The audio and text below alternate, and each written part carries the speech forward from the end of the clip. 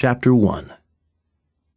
It was in the spring, on a dark April evening, when Detective Thomas Del Vecchio, Jr. learned that nightmares could in fact make the jump out of the mind and into real life. Unfortunately for him, it wasn't exactly a news flash. Blood was everywhere, glossy and crimson in the moonlight. It was as if a gallon of paint had been cracked open and spastic splashed all over not just the forest floor, but the man who lay shredded and unmoving on a bed of decaying leaves. At Vec's feet.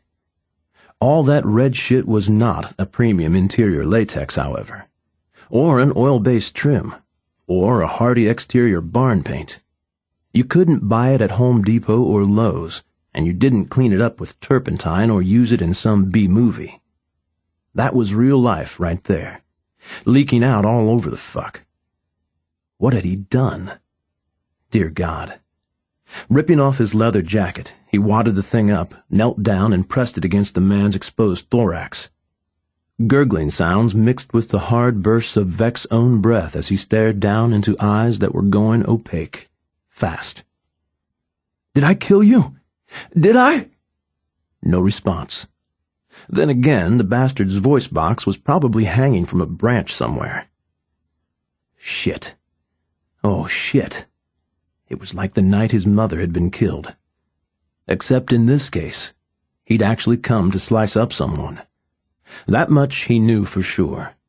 He had gotten on his motorcycle, driven out here, and waited in the forest for this psychotic POS to show up, all the while telling himself the lie that he was just going to take the suspect into custody. His palm had told the truth.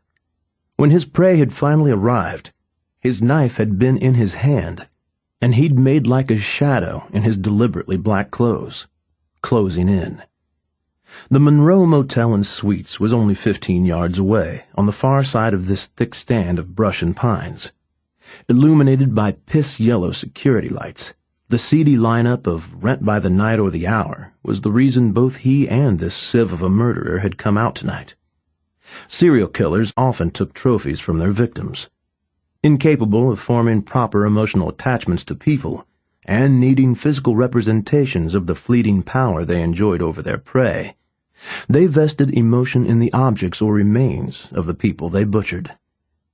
David Kroner had lost his collection of souvenirs 2 nights ago, when his work here had been interrupted and the police had swarmed in.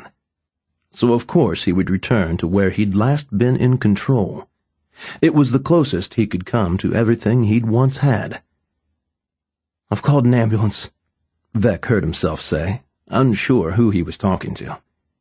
Shifting his eyes, he focused on the motel's last room, the one at the end that was closest to where they were and farthest from the office.